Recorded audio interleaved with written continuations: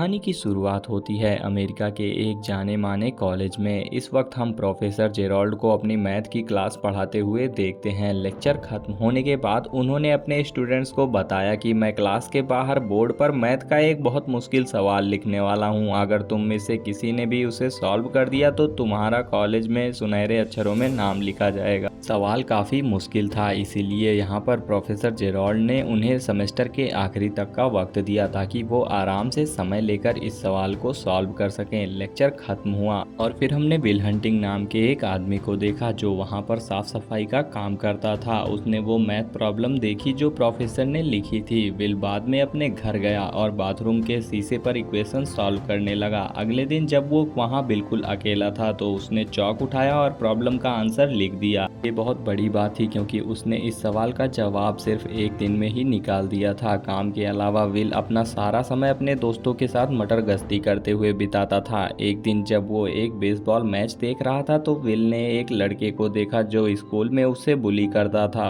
Will अपने दोस्तों के साथ उस लड़के का पीछा करता है और फिर अपना बदला लेते हुए उस लड़के की बहुत पिटाई करता है। मामला ज़्यादा बढ़ न जाए इसीलिए उसके दोस्त उसे रोकते हैं, लेकिन तब तक देर हो चुकी थी। पुलिस वहां आ जाती है। वो उन्हें रोकने की कोशिश करते हैं तो ये पुलिस वालों पर भी हमला कर देता है, जिस वजह से इन्हें अरेस्ट कर लिया जाता है। दूसरी ओर प्रोफेसर जेराल्ड को पता चला कि उसकी मैथ प्रॉब्लम किसी ने सॉल्व कर दी। वो चेक करने गया तो उसने देखा कि सच में उसका क्वेश्चन बिल्कुल सही सॉल्व कर दिया गया था। प्रोफेसर ने तुरंत ही अपने बच्चों से पूछा कि ऐसा कौन होशियार लड़का है जिसने ये प्रॉब्लम सॉल्व की, तो सभी बच्चों ने मना कर दिया। तभी प्रोफेसर एकदम से चौंक जाता है। प्रोफेसर की अगली क्लास पूरी तरह से भरी हुई थी क्योंकि सब लोग जानना चाहते थे कि आखिर वो अनजान मैथ का जीनियस है कौन। प्रोफेसर ने कहा कि जिसने भी ये सवाल सॉल्व किया है वो आगे आए, मैं उसे प्राइज देना चाहता हूँ। लेकिन पूरी क्लास एक दूसरे को देखने लगी, कोई भी आगे नहीं बढ़ा। जब कोई भी सामने नहीं आया तो प्रोफेसर ने अपने स्टूडेंट से कहा कि मैं एक मैथ की और प्रॉब्लम लिख रहा हूँ जिसे सॉल्व करने में मुझे खुद 2 साल लगे हैं। अब तुम लोग में से जो भी वो मैथ का जीनियस है इसे तो एक दिन में सॉल्व नहीं कर पाएगा।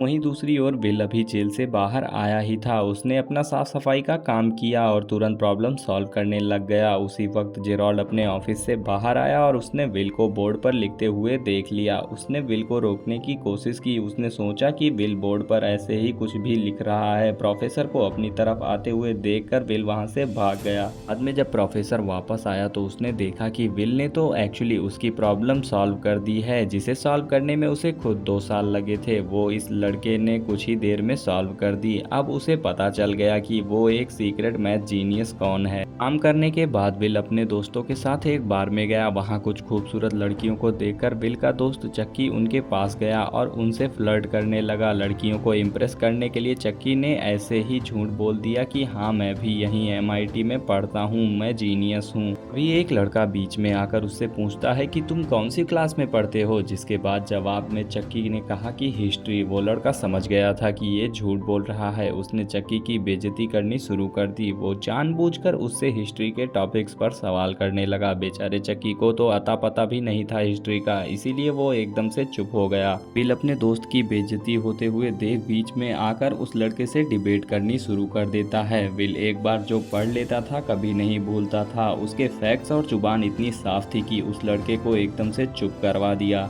बिल उस लड़के की बेइज्जती भी करता है और कहता है कि तुम सिर्फ वही रटी रटाई चीजें याद करके बैठे हो और तुम फालतू में ही हजारों डॉलर्स खर्च कर रहे हो। ये चीजें तो लाइब्रेरी में भी मिल जाती हैं। इन सब के बाद वो लड़का तिल मिलाकर वहाँ से भाग जाता है। बाद में उन लड़कियों में से एक जिसका नाम स्काइलर है वो बिल के पास आकर अपना फोन नंबर दे देती है और उसकी होशियारी से स्काइलर थोड़ा इम्प्रेस भी हो गई थी और स्काइलर ने उसे कहा कि जब तुम्हारे पास टाइम हो तो मेरे पास कॉल करना। बिल ने बाद में वो नंबर उस लड़के को भी दिखाया जो ज़्यादा स्मार्ट बनने की कोशिश कर रहा था। इस बीच प्रोफेसर जेराल्ड उस सफाई करने वाले लड़के को ढूंढ रहे थे जिसने उनकी वो मुश्किल प्रॉब्लम इतनी आसानी से सॉल्व कर दी। थोड़ी पूछताछ के बाद उन्हें विल का कॉन्टैक्ट नंबर मिल गया, जिसके बाद वो सीधा विल की कोर्ट हियरिंग में पहुंच गए। उसके ऊपर एक पुलिस ऑफिसर पर हमला करने का केस लगा था। विल ने अपने आप को बचाने की कोशिश तो बहुत की, लेकिन यहाँ पर जज ने उसे कहा कि तुम्हारे ऊपर पहले से ही चोरी और मारपीट के कई आरोप लगे हुए हैं। जज ने कहा कि अब मैं पुलिस से भी हाथापाई को नजरअंदाज नहीं कर सकता और आखिरकार जज ने उसे जेल में डाल दिया और अगर उसे बेल चाहिए तो उसे $500 का जुर्माना भरना पड़ेगा। इसके साथ उसे जेल में भेज दिया गया। उसकी मुलाकात प्रोफेसर से होती है और वो उससे बात करता है और कहता है कि मैंने जज से बात कर ली है और तुम्हें छुड़वाने के लिए तैयार हूँ, लेकिन तुम्हें मेरी 2 शर्तें माननी होगी। पहली शर्त थी कि उसे प्रोफेसर के साथ मैथ की क्लास लगानी होगी और दूसरी शर्त ये थी कि उसे काउंसलिंग भी लेनी पड़ेगी। विल इस बात पर हंसने लगा, लेकिन वो जेल से भी जाना चाहता था क्योंकि उसके पास और कोई ऑप्शन नहीं था, इसीलिए वो शर्तें मान लेता है। जल्द ही उसने अपनी मैथ की क्लास प्रोफेसर जेरोल्ड के साथ शुरू कर दी।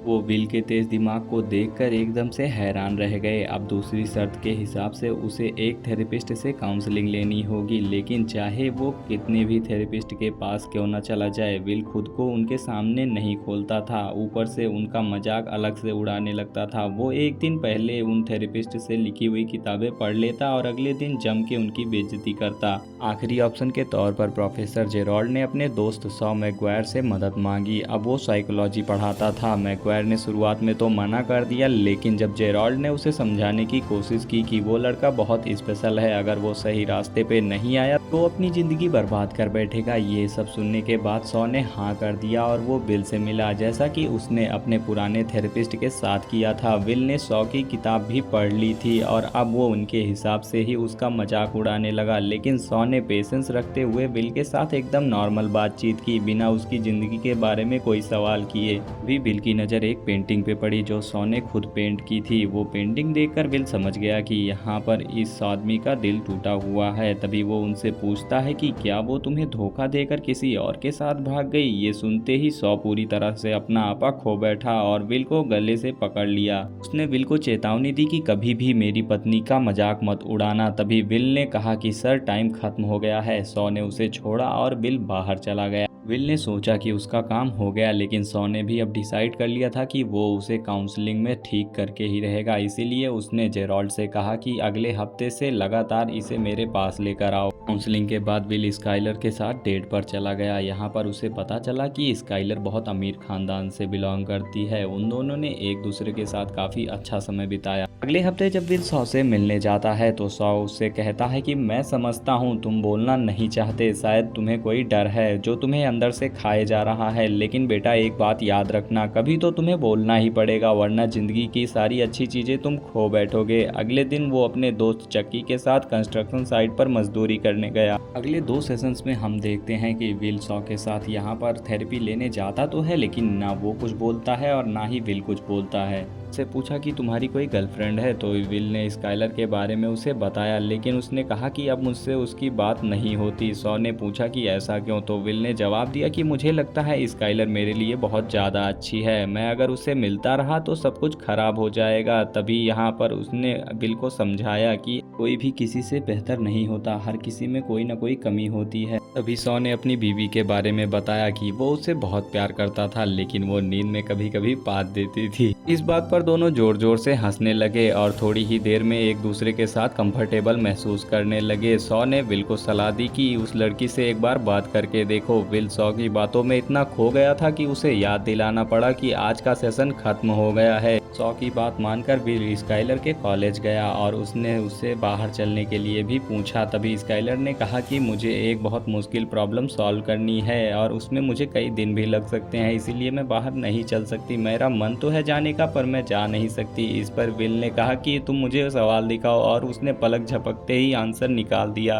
के बाद विल ने कहा कि अब तुम्हारे पास कोई बहाना नहीं बचा और दोनों फिर साथ में चले जाते हैं। इस दौरान स्काइलर ने उसके परिवार के बारे में पूछा तो विल ने उसे झूठ कहा कि मेरे 12 भाई हैं। स्काइलर ने कहा कि तुम मुझे अपने परिवार वालों और दोस्तों से क्यों नहीं मिलवाते। उसने अपनी जिंदगी के बारे में झूठ बोल रखा था, इसीलिए वो अपने दोस्तों से उसे मिलवाने ले जाता है। स्काइलर को उसके दोस्तों से मिलकर काफ़ी अच्छा लगा। तभी यहाँ पर प्रोफेसर जेराल्ड सॉ से मिलता है और उसकी प्रोग्रेस के बारे में पूछता है। तब यहाँ पर उसने उसकी प्रोग्रेस के बारे में बताया कि उसे अभी थोड़ा और समय लगेगा, जिस पर यहाँ पर जेराल्ड कहता है कि धीरे धीरे वो जल्दी से सही हो जाए ताकि मैं उसे इंटरव्यू के लिए ले जाऊँ।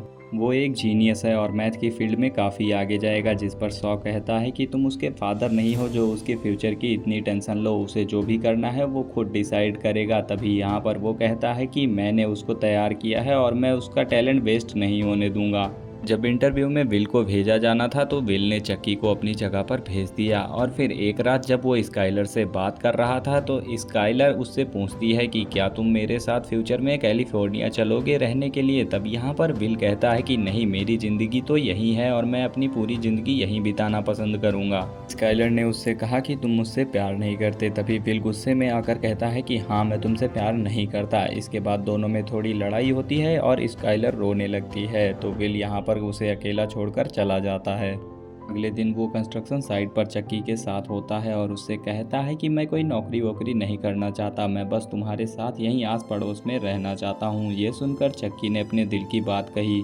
उसने कहा कि मैं तो 10 साल बाद भी तुम्हें यहीं मिलूंगा, लेकिन तुम अगर मुझे 10 साल बाद यहीं मिलोगे तो मुझे बहुत दुख होगा क्योंकि तुम एक जीनियस हो। मैं नहीं चाहता कि तुम इस कंस्ट्रक्शन साइट पर अपनी सारी ज़िंदगी बेकार करो। वहीं दूसरी ओर प्रोफेसर जेराल्ड और प्रोफेसर सॉ दोनों आपस में उसके कैरियर को लेके बहस कर रहे थे क्योंकि वो नहीं चाहते थे कि विल जैसे एक जीनियस का टैलेंट इन्हीं गलियों में दबा रह जाए। और ये सारी बातें जब वो कर रहे होते हैं तभी विल बाहर से सब कुछ सुन लेता है और ये सब सुनने के बाद विल काफ़ी इमोशनल हो जाता है क्योंकि वो बचपन से ही अकेला था, उसके माँ बाप का कोई अता पता नहीं था और यहाँ पर ये दोनों उसके लिए इतना ज़्यादा परेशान थे, जो कि देखने के बाद वो काफ़ी इमोशनल हो जाता है। उसे एक पिता की झलक दिखाई देती है। वो इमोशनल होकर प्रोफेसर सॉ को गले लगा लेता है और फूट फूट कर रोने लगता है। वो प्रोफेसर सॉ के चुने हुए इंटरव्यू को देने चला जाता है और उसने अब डिसाइड कर लिया था कि अब वो कुछ अच्छा करेगा अपनी ज़िंदगी में। एक दिन जब चक्की विल के घर पर जाता है उसे लेने के लिए, तब यहाँ पर उसे पता चलता है कि विल घर पर नहीं है। इस वजह से वो मुस्कुराता है और समझ जाता है कि उसका दोस्त अब अच्छा काम करने में लग चुका है और उसके बाकी के दोस्त भी विल के लिए बहुत खुश होते हैं। जाने से पहले उसने प्रोफेसर सॉ के लिए एक लेटर छोड़ा था। उसमें लिखा था कि वो कैलिफोर्निया जा रहा है स्काइलर के पास। ये पढ़कर सॉ मुस्कुराता है क्योंकि उसे अब पता चल गया था कि अपने जीनियस को उसकी लड़की मिल चुकी है और वो अपनी लाइफ में कुछ ना कुछ तो अच्छा कर ही लेगा। इसी के साथ ये कहानी यहीं पर ख़त्म हो जाती है। वीडियो पसंद आई हो तो लाइक कर देना और चैनल को सब्सक्राइब कर देना। मिलते हैं ऐसी ही रोमांचक कहानी के साथ।